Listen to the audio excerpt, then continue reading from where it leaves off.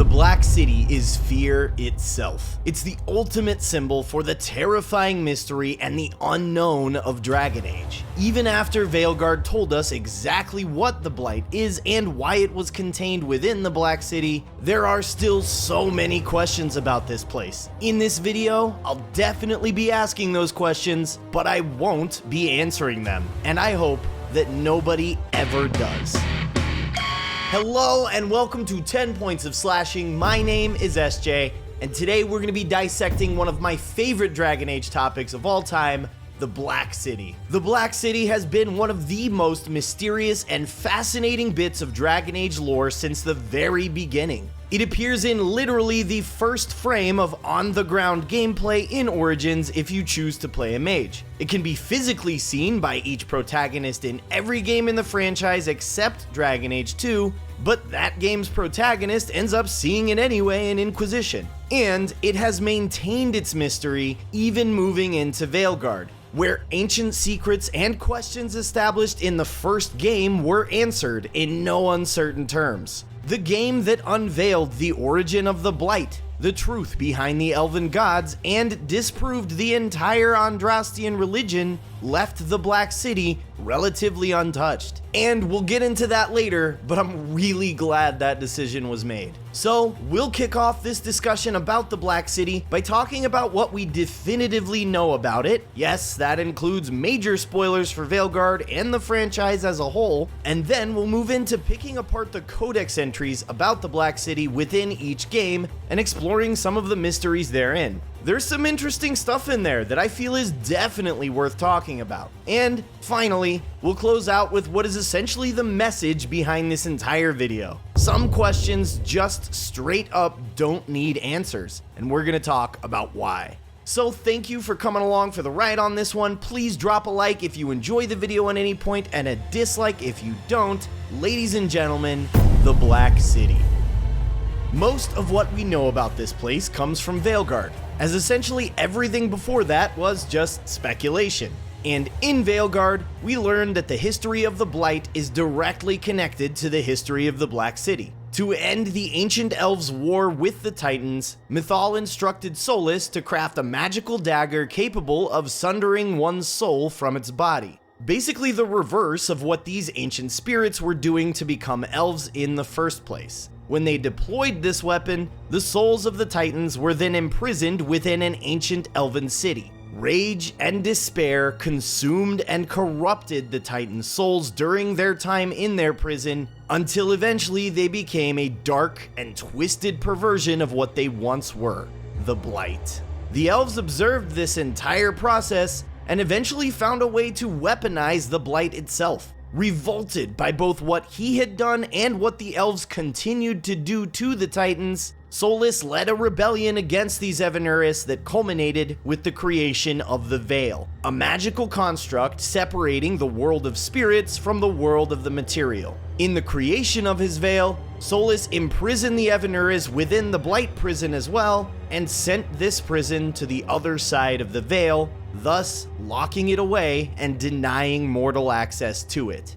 This prison would become known to the people of Thedas as the Black City. Even knowing all of this, what the Black City is, where it came from, who built it, what purpose it serves, there are still a shitload of questions to ask about this place. So let's get into those questions by talking about the Codex. There are 4 Codex entries throughout Dragon Age that mention the Black City. I might be wrong on that. I did some pretty intense research for this video, but I'm not perfect and I don't claim to be an expert by any means, so please feel free to let me know if I'm wrong here. But either way, I find this to be incredibly interesting. For a place as central to the lore as the Black City, to only have 4 Codex entries even mention it, and there are 0 new Codex entries in Inquisition or Veilguard. The only Codex information we have on the Black City comes from Origins, its Warden's Keep DLC, and Dragon Age 2. To me, this really drives home the fact that the intention behind this place is for it to be a mystery.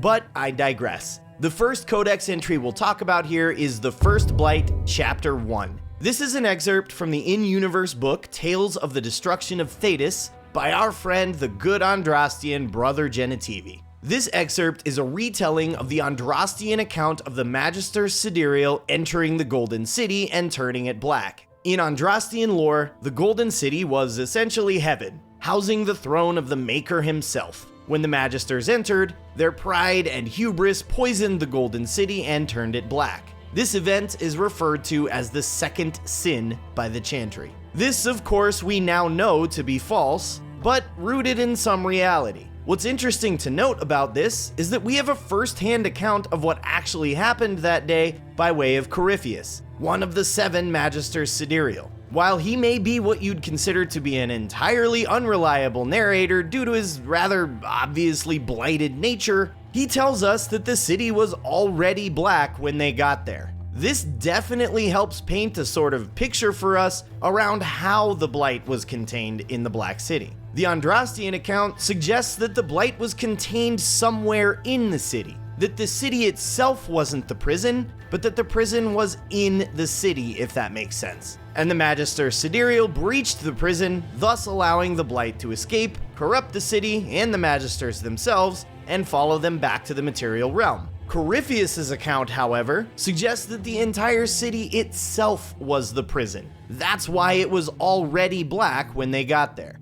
The next Codex entry we'll discuss is simply the Black City. This is an excerpt from the in-universe book Beyond the Veil, Spirits and Demons by Enchanter Murdramel. This Codex entry is where we get the information that the Black City can be seen from anywhere in the Fade, and that all points within the Fade are equidistant from the Black City. This suggests that the Black City is, both figuratively and literally, central to the Fade itself. The heart of the Fade, as it were. This could very simply be because of the fact that the Avernus are contained within the Black City, and it is their immortal lives that magically power the Veil that effectively keeps the Fade intact. But who knows? Another interesting tidbit in this one is the fact that dreamers and spirits do not go to the Black City, and that even powerful demons avoid it. My question there is, do spirits choose to not go there? Or is the Black City somewhere that spirits cannot go? Does that extend to demons as well? I'd say that we know pretty definitively that dreamers cannot, as the entire Andrastian religion would be disproved instantaneously if one Chantry mage ever dreamed themselves into the Black City, and the Magister Sidereal had to sacrifice tens of thousands of slaves in a blood magic ritual in order to enter physically. If they could just dream into it, I'm sure history would be a little different. Next up, we have Avernus's notes from Warden's Keep. For context, Avernus is a Grey Warden mage that has been using blood magic to keep himself alive for 200 years and slow the onset of the calling and the inevitable complete and total corruption by the taint that happens to all Grey Wardens. In that time, he's been researching the Blight, experimenting on Darkspawn and Warden blood, and just generally being a creepy motherfucker. The really interesting part of this Codex entry is the little bit at the end where Avernus straight up tells us that the answer to what the taint is lies in the Black City. A huge hint that was pretty much the nail in the coffin for all of us that entertained the Blight is linked to the Avernus, who are linked to the Archdemons somehow theories before Veilguard came out. Questions that I ask here. Why was Avernus being drawn to the Black City rather than to an archdemon? Did the unnatural extension of his life and groundbreaking research make him appear more valuable to the Avernus somehow? Were they planning on using Avernus to further their agenda beyond just making him another mindless darkspawn? The voice more beautiful than any other could potentially just be referring to her Themiel, the Dragon of Beauty, or her theorized Avernus equivalent, June, the god of craft and creator of the Illuvians. Or this could just be a fluke, and Avernus could have just been describing something that all Darkspawn see, but aren't able to articulate. The last one that I'd like to discuss is the 10th entry in the Enigma of Kirkwall series of Codex entries. This whole thing is in and of itself its own entire video worth of lore and speculation. I actually wrote a whole script about it last year that I never ended up doing anything with, but to summarize the Enigma of Kirkwall as briefly as I can, the Band of Three is a group of researchers contracted by the Seekers of Truth to find out what the fuck is going on in Kirkwall, and they do.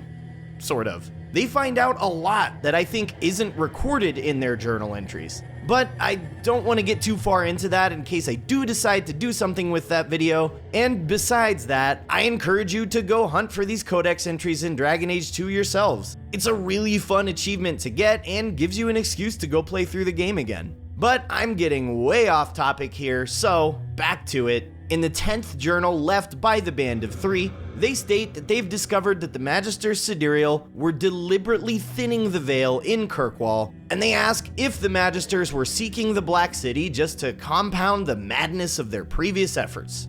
Here's a question, and this may just be me reading way too much into this, nerd that I am. The Band of Three were a group of Chantry-sponsored scholars doing Chantry-sponsored shit and had direct access to Chantry records. A safe assumption to make here would be that these people are intimately familiar with Chantry lore. So you could also assume that they knew the Magister Sidereal weren't seeking the Black City, they were seeking the Golden City. While this could absolutely just be a simple oversight on the writer's part, the wording here suggests that the Band of Three, and by extension, the Seekers of Truth, aka the seedy intelligence agency of the Chantry, knew that the Black City was always black. Thanks to Cassandra and Inquisition, we know for a fact that the Seekers of Truth know things that absolutely nobody else does, and they keep those secrets pretty close to the chest. So, what else do they know? Do they perhaps know the origin of the Black City and the Blight? Is that why Lucius went batshit crazy right after becoming Lord Seeker? While this has pretty much nothing to do with the Black City itself, I feel that it's definitely worth mentioning in this video, as again, it is one of only 4 references to the Black City across the entirety of the Dragon Age Codex. And each of those 4 references just leave us with more questions rather than answers. Which brings us to this. Some mysteries don't need to be solved. If you watched our recent video about the Deep Roads, I'm sure you have a solid idea of what I'm about to get into here. If not, allow me to summarize it for you. I love the Deep Roads for the sense of terror, dread, and otherworldliness in them. The Deep Roads only work as a setting like that because you don't know what's really down there. It's this massive network of abandoned tunnels and caverns that house some of the most terrifying creatures on Thetis. And you don't even really have any idea what those creatures are, until Veilguard, of course. And going through the Deep Roads after the massive lore reveal about the Blight in Veilguard makes them feel a little less awesome. They're just not as creepy now that you know exactly what's down there and where it came from. And don't get me wrong, I'm thrilled that this particular lore reveal happened, especially given the fact that the critical reception to Veilguard was less than ideal, and demand for a new Dragon Age game is probably lower than it ever has been. We may very well have seen the last of Dragon Age for a very long time, so I'm glad that this big question was answered. The creepiness and sense of unknowing in the Deep Roads was always going to be a casualty in the reveal of the origin of the Blight. The Black City, however, is another thing entirely. Hear me out here. The Black City's purpose within the lore of Dragon Age is to symbolize fear itself. It exists to be unknowable and mysterious. Even knowing its purpose as the prison of the Blight and later the prison of the Avernus, we still don't know exactly what's up there. I don't even think Solus knows what's up there, and that is frightening as fuck. We know that the original form of the Blight is trapped in the Black City, the sundered souls of the Titans, twisted and corrupted by thousands of years of rage, the ultimate form of a demon. But what does that even mean? What does that look like? What does that sound like? Was the Black City just a chunk of Arlethan that was ripped into the Fade? Was it specifically built to be a prison?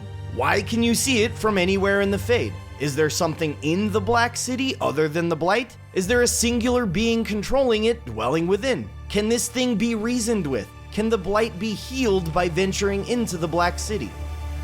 All of these questions, in my opinion, should never be answered. While almost every other mystery in Thetis has been solved, we can still look up into the infinite abyssal sky of the Fade, see the Black City, and wonder.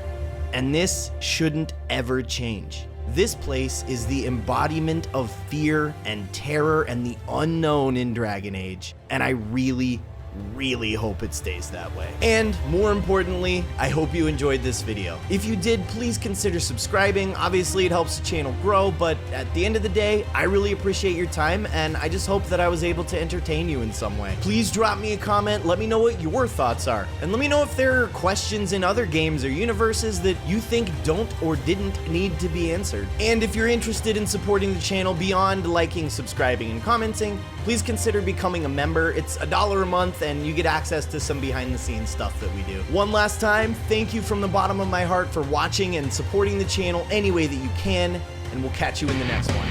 Later. And then we'll move into picking apart the Codex entries about the